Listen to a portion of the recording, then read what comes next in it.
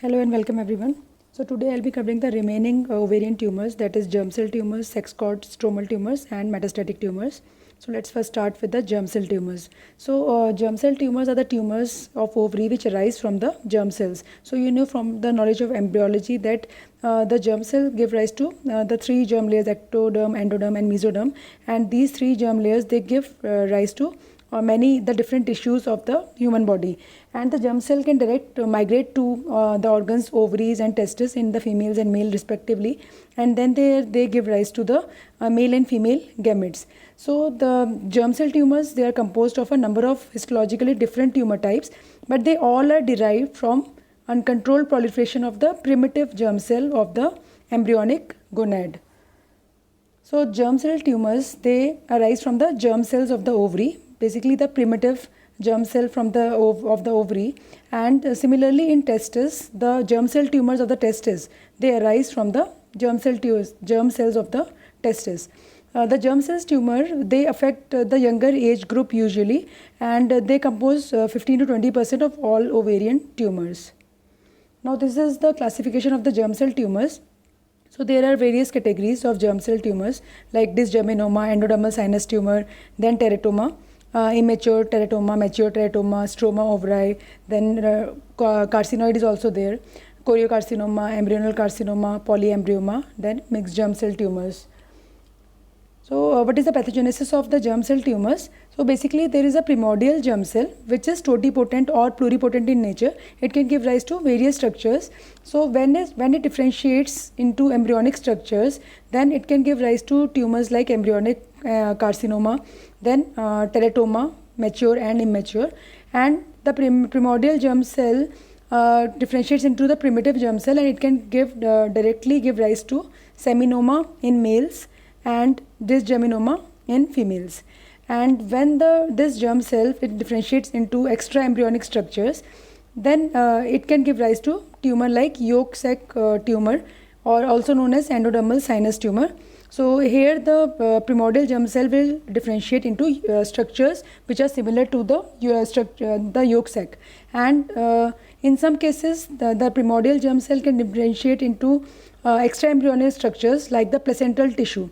For example, trophoblast, cytotrophoblast and syncytial trophoblast. In that case, it will give rise to tumor like choriocarcinoma in the ovary. So this is the pathogenesis of the germ cell tumor. So basically the originating cell is primordial germ cell. This will give rise to all the germ cell tumor because it is totipotent in nature. So again, this is explaining the pathogenesis of germ cell tumors. So germ cell can directly give rise to tumor like dysgerminoma in females. Its counterpart is known as seminoma in males. Then if it differentiates into embryonic structures, it can give rise to tumors like embryonal carcinoma, polyembryoma. And if it differentiates into extra embryonic structures like yolk sac, then it can give rise to the endodermal sinus tumor, or known as yolk sac tumor, or it can, if it differentiates into trophoblastic structures, then it can give rise to choriocarcinoma. And teratoma arises when this germ cell differentiates into all the three germ layers, ectoderm, endoderm and mesoderm. So all the structures which are derived from these three germ layers can be seen in case of teratoma. So we come to the first germ cell tumor, which is teratoma. So teratoma is a unique ovarian tumor. It is composed of tissues which are derived from all the three embryonic germ layers, that is endoderm, mesoderm and ectoderm. So teratomas, they are divided into three broad categories. First is mature, also known as benign cystic teratoma. Second is immature, which is malignant in nature. And third is monodermal or highly specialized teratoma. So first we come to the mature teratomas. So mature or benign teratomas, they are commonly seen in young women of reproductive age groups, and it is seen with a bilateral presentation in 10 to 15% of the cases. Most of the benign teratomas or mature teratomas, they are cystic in nature. So grossly they will show cystic appearance. And dermoid cyst, they are a type of benign teratomas, and these are the most common mature teratomas. They are called dermoid cyst because, as you know, derm means skin. So dermoid cysts, they are the ovarian tumors, ovarian teratomas, which are lined by skin-like structures. So here the cyst wall will contain skin and skin-like structures, and this is the most common type of teratoma. So teratoma, literal meaning is monster tumors, and grossly these present in the form of cystic structures, mostly unilocular cyst. And the important and unique point about these tumors are that these cysts contain hair and sebaceous material, and this cystic cavity can sometimes be seen filled with structures like keratinous material, sebum, also known as pultaceous material. It can have tooth structures, it can have hair tufts, and it can show areas of calcification. So it is a tumor, especially dermoid cyst, because it is derived from skin and skin-like structures. So the cystic cavity can contain these type of materials. So in these pictures you can understand it better. See here, this is a ovarian tumor. The ovary has enlarged. This is the outer capsule, and inside the ovarian cystic cavity, you can see this is a tuft of hair. Again, in this picture, you can see this is a cut opened ovarian cystic tumor, and inside the cavity, you can see these are hair, and there is some pultaceous, this whitish sticky material. It is known as pultaceous material. And again, this is the inner surface of a cystic teratoma of a dermoid cyst, and it shows teeth-like structures. So you can see there, these are the contents of mature cystic teratoma. Again, in this picture, you can see tooth-like structures which are seen in the cavity of the teratoma. Here you can see this is the wall of the cyst, and inside this you can see these hair-like structures, and this is the part from where these hairs are arising. And this is called Rokitansky protuberance, and it is important to take section from this area during the grossing, because in this area we can see there are chances of a malignant change later on. Now again, this is a ovarian cystic teratoma. This is the outer capsule, and you can see the cavity of the cyst which is filled with pultaceous material. So this is the gross appearance of a cystic teratoma. And now we come to the microscopy. So cyst wall of dermoid, it will be composed of stratified squamous epithelium, because dermoid cyst is derived showing the skin and structures derived from the skin. So it is composed of stratified squamous epithelium, and skin adnexal structures can also be seen, like sebaceous glands, hair shafts. These can be seen in the subepithelial tissue, and other mature epithelium can also be seen in other mature teratomas like respiratory epithelium, intestinal epithelium, and tissues from other germ layers can also be seen like cartilage, bone, thyroid tissue, neural tissue. So in the microscopy, we can see any kind of tissue which is derived either from the ectoderm or mesoderm or endoderm. Like if the tissues derived from ectoderm are seen, we can see skin, we can see neural tissue, we can see the teeth, and we can see eye structures. Then if the derivatives of mesoderm are considered, then we can find bone or cartilage in the microscopy as well in gross examination. Then we can see fat tissue, muscle tissue, blood vessels, connective tissue basically. And if the endodermal derivatives are seen, we will see respiratory tract epithelium in the microscopy, GI tract epithelium in the microscopy, or thyroid tissue. So any of these tissue derived from all the three germ layers can be seen in a teratoma. So now this is the microscopic pictures of teratoma. So here you can see this is a respiratory epithelium. This is pseudostratified tall columnar epithelium showing cilia. So this is the respiratory epithelium, and these are glands containing mucus. So these are mucin secreting glands. This is another picture of dermoid cyst. Dermoid cyst means the cyst wall will be derived from the skin. So you can see this is the stratified squamous epithelium lining the cyst wall. And again you can see the mucin secreting glands here. In the third picture we can see cartilage. So it is derived from the mesoderm. This is the cartilage. And in the fourth picture we can see the outer lining which is composed of stratified squamous epithelium. And here you can see the keratin flakes also. This is the keratinous material in the cavity. These are seen as these keratin flakes. Now in the subepithelial tissue, we can see these the cells having a foamy appearance. These are sebaceous glands. So these are sebaceous glands. So these type of structures can be seen in the microscopy of teratoma. Now another microscopic pictures. In this again you can see this is the keratinous material. This is the lining of stratified squamous epithelium. Here you can see few hair follicles. Here there is a brain tissue, that is glial tissue. Now here in this picture we can see this is a appearance of immature neuroepithelium.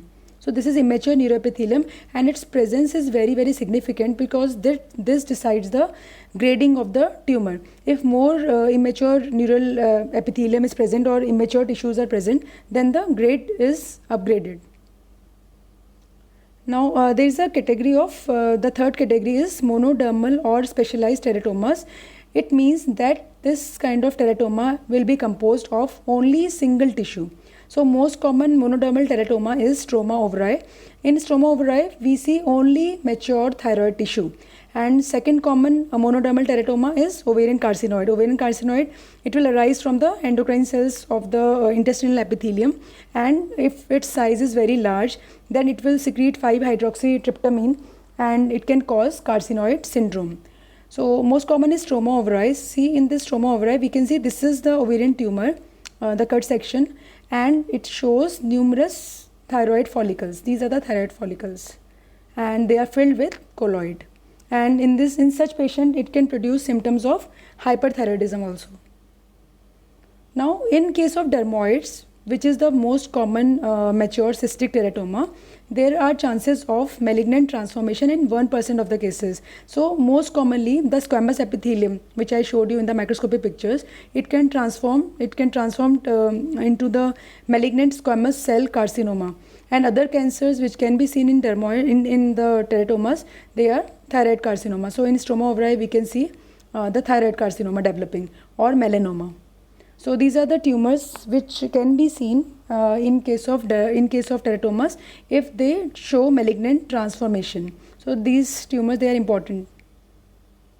Now in immature malignant teratomas, we label it as immature malignant teratomas when they start showing immature embryonal and embryonal tissue which is derived from all the three germ layers. It can contain mature adult tissue also, but the important point is that if it contains immature embryonal tissue derived from the three germ layers, then we label it as immature teratoma. So immature teratoma, it is important to give the diagnosis of immature teratoma because they grow rapidly. They have more aggressive growth than the mature teratoma. Mature teratomas, they are usually benign. But immature teratomas, they have tendency to grow rapidly, and they can also spread beyond the ovary. So this is the gross appearance of the immature teratoma, which is also known as malignant teratoma. So the tumor is bulky. It has a smooth external surface, and cut surface can be solid or cystic or both, and there will be areas of necrosis and hemorrhage seen on the cut surface. So this is the appearance of immature teratoma. So you can compare it with the appearance of that mature teratoma, which was more cystic in nature, and it was filled with skin, hair, tooth, and that pultaceous material. So this appearance is entirely different of immature teratoma. Now this is the microscopy. In microscopy we can see mature epithelium, but immature epithelium must be there. So most common immature epithelium that is seen is immature neuroepithelium, immature cartilage, immature bone, muscle, and other elements. So immature elements which are derived from all the three germ layers will be seen in immature or malignant teratoma. Now we grade the immature teratoma based on the amount of immature neuroepithelial tissue which is present. So with the tumors which are having large amount of immature neuroepithelial tissue, so it is graded as grade 3, and it will be having a poorer prognosis and more aggressive course than the other grades. Now we come to the next tumor, which is dysgerminoma. Again, this is also a very important germ cell tumor, and its testicular counterpart is known as seminoma. So seminoma and dysgerminoma, they are counterparts of each other, and dysgerminoma constitutes about 50% of the malignant ovarian germ cell tumors, and a risk factor for dysgerminoma is gonadal dysgenesis and KIT gene mutations. This is again important MCQ. It is seen in 1/3 of the cases, and dysgerminoma commonly affects the age group of 2nd to 3rd decade, but it can also be seen in case of children. And like seminomas, dysgerminomas, they also express OCT3, OCT4 and Nanoke. Now, the dysgerminomas, they are malignant, but they are not aggressive tumors. Only 1/3 of the dysgerminomas, they show aggressive course, and dysgerminomas, they are very much responsive to chemotherapy. So their prognosis is good, and overall survival, it exceeds 80%. Now we come to the gross and microscopy of dysgerminoma, which again is very important. So dysgerminomas, mostly they are unilateral in most of the cases, and the size varies from small nodule to even large masses. And cut surface of dysgerminoma shows mostly solid growth, and it is yellow white to grey pink in appearance, and consistency is soft to fleshy. So here you can see that this tumor is mostly solid and it is mostly unilateral. Now microscopy, again this is very important. It comes in exams, and what do we see in the microscopy? The tumor cells, they are derived from the germ cells. So these cells, they grow in the form of sheets or cords, and they are separated by fibrous septa. See, this is the fibrous septa. And another important point is that these fibrous septa, they are infiltrated by mature looking lymphocytes. So this is the microscopic feature, and in the higher power we can see the quality of these cells. The appearance of these cells is that these cells are large polygonal cells having a centrally placed nucleus and a perinuclear clearing. So the cytoplasm is clear, and the nucleus is centrally placed. The cytoplasm is clear, and here you can see there are mature lymphocytes which are present in the septa.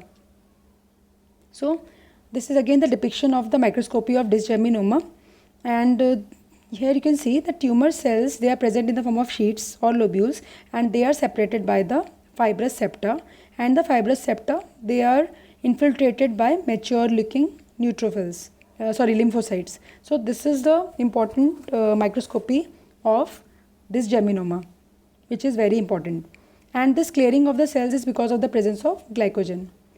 Now next tumor is yolk sac tumor, also known as endodermal sinus tumor. So these names are synonymous, and it is commonly seen in children, also in young women. And these tumors, just like the normal yolk sac cells of the yolk sac, they secrete alpha fetoprotein. So this is an important tumor marker for this yolk sac tumor. Grossly, the tumor, the cut surface is solid with areas of hemorrhage and necrosis.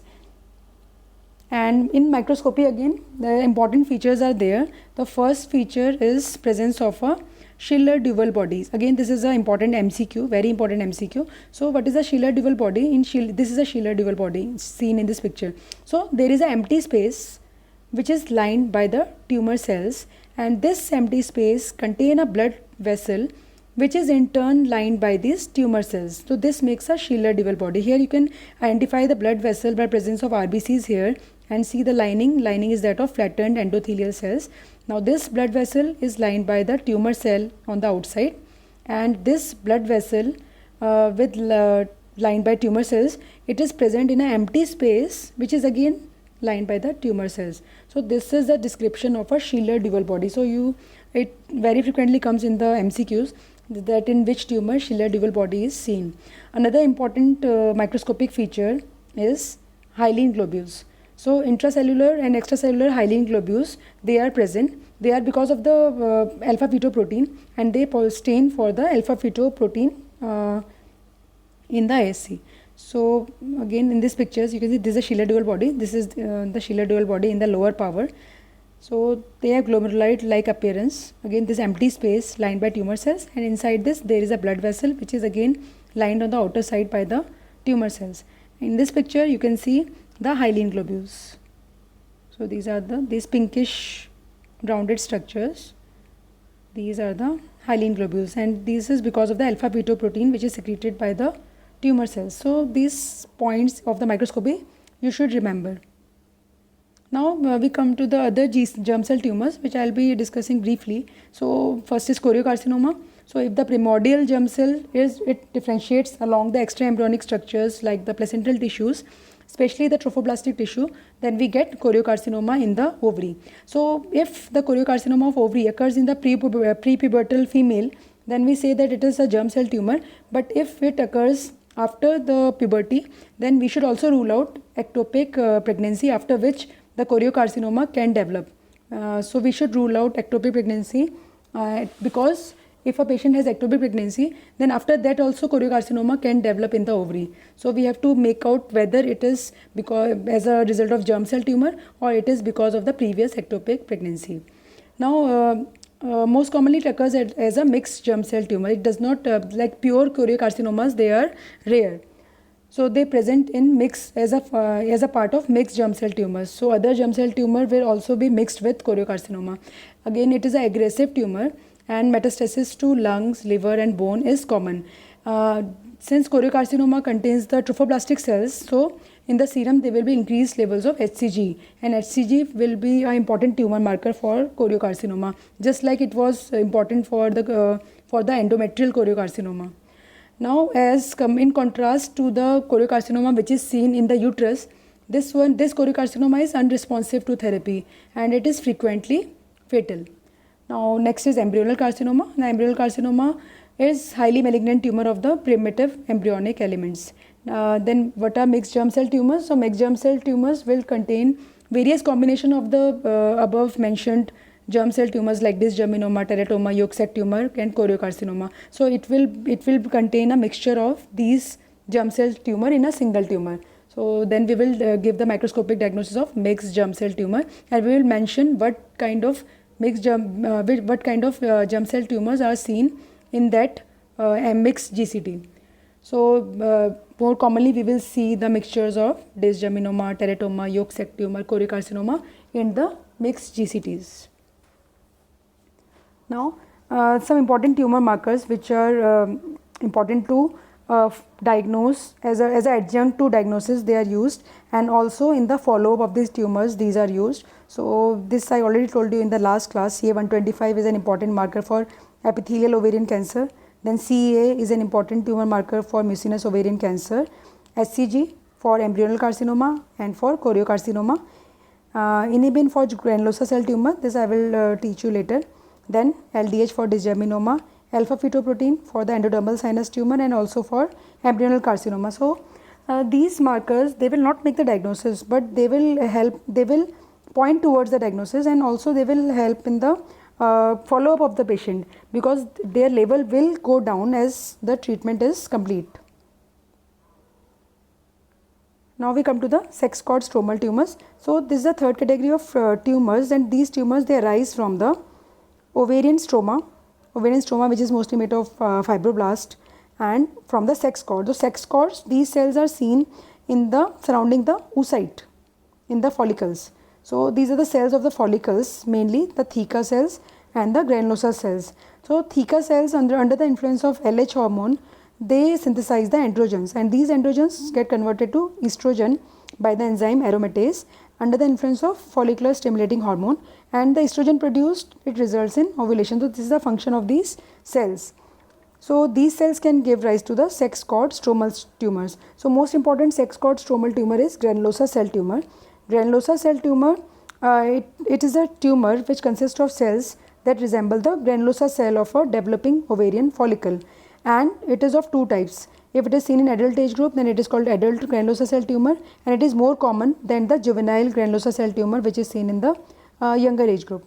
Then grossly, these tumors, they are mostly unilateral. On cutting, they can be solid, they can be cystic, and solid is more common, and it has a yellowish color appearance because of lipid accumulation. Again, this is a important MCQ. On the microscopic examination, so on microscopy, what do we see? We see small cuboidal to polygonal cells in the form of anastomosing cords and sheets, and again an important structure is seen called Exner bodies. Again, this is also an important MCQ and Viva question. And what do we see in called Exner bodies? There are glandular structures which are filled with the acidophilic material. See in this picture, these are gland-like structure. Gland means any structure which is showing a central cavity, central space, and that space is here filled with some eosinophilic material. So these are the called Exner bodies. See again, this is a glandular structure, and inside there is eosinophilic material. So these are called Exner bodies, and they are characteristic feature of the granulosa cell tumors.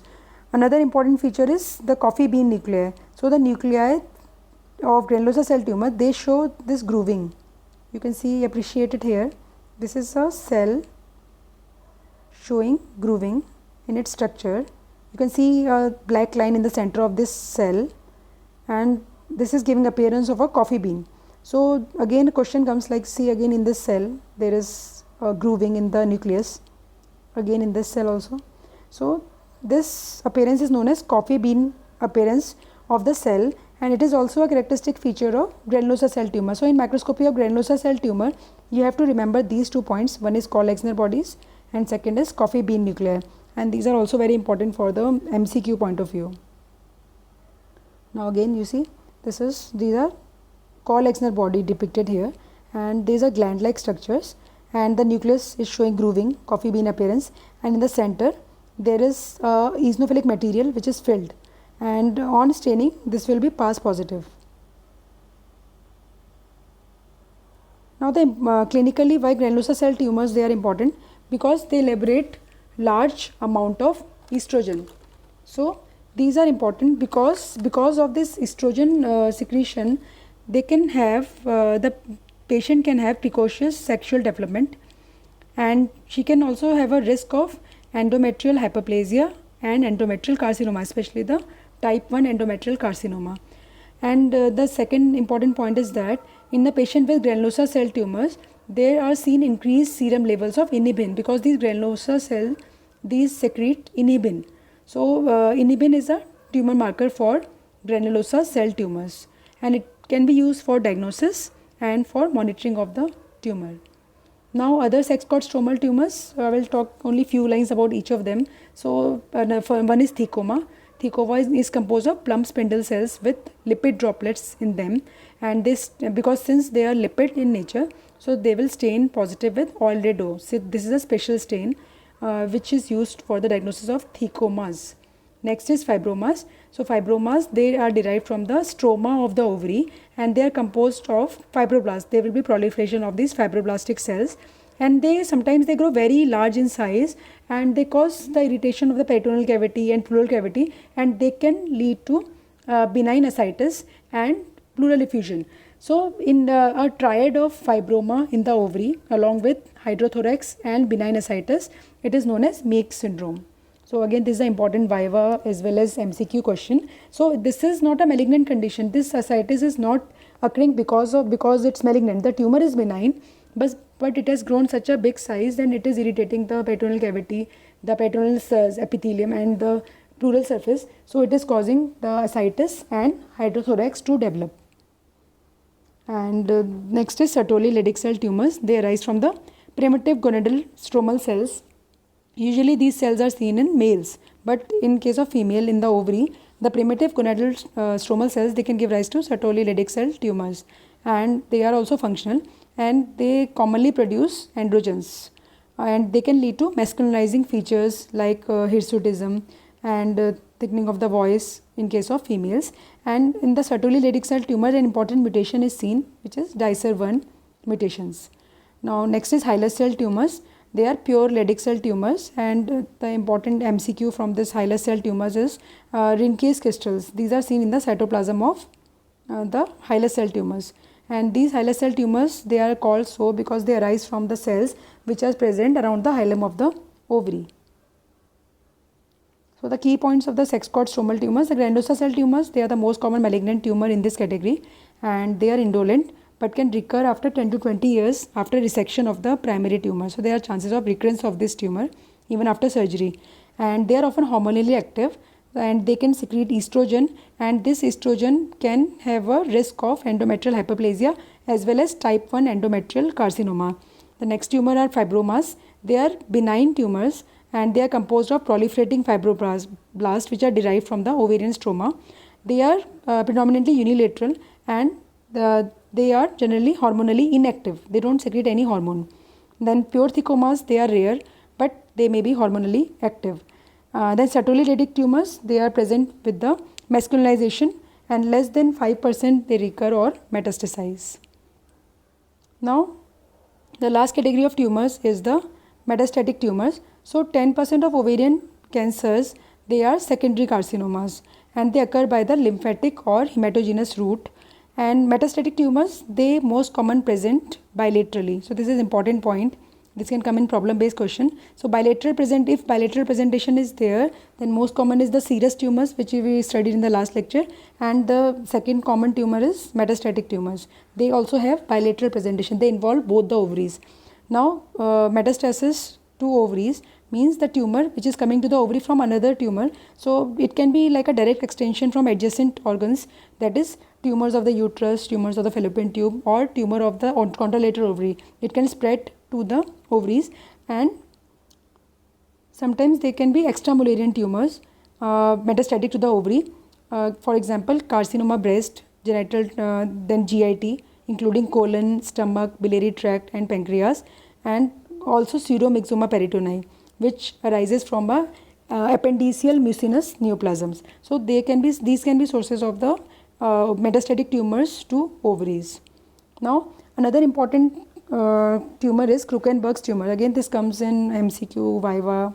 And Krukenberg tumor is a distinctive bilateral tumor which is metastatic to ovaries, and it is most commonly secondary to a gastric carcinoma. So as you have studied in gastric carcinoma, the gastric carcinomas, they are characterized by the presence of mucus filled signet ring cells. So signet ring cells, they are seen in case of gastric carcinoma. So they are also seen in Krukenberg's tumor, and they can be seen either singly or in the form of clusters. So Krukenberg's tumor is an important metastatic tumor to the ovary, commonly coming from the gastric carcinoma, and microscopy will show this characteristic signet ring cells. Signet ring cells, they are called so because here the nucleus is pushed to the periphery and the cytoplasm is filled with the mucin, and it gives a ring-like appearance. Now see this, the tumor in the stomach, it metastasizes bilaterally to the ovaries, and in the microscopy we will be seeing signet ring cells. So this is the microscopic image of a signet ring cell. The cytoplasm showing this bluish grayish mucin, and the nucleus is pushed to the periphery. It is giving a signet ring cell appearance. So this is an important microscopic feature of Krukenberg's tumor. So these are the references, and these are the important questions of female genital tract. Thank you very much.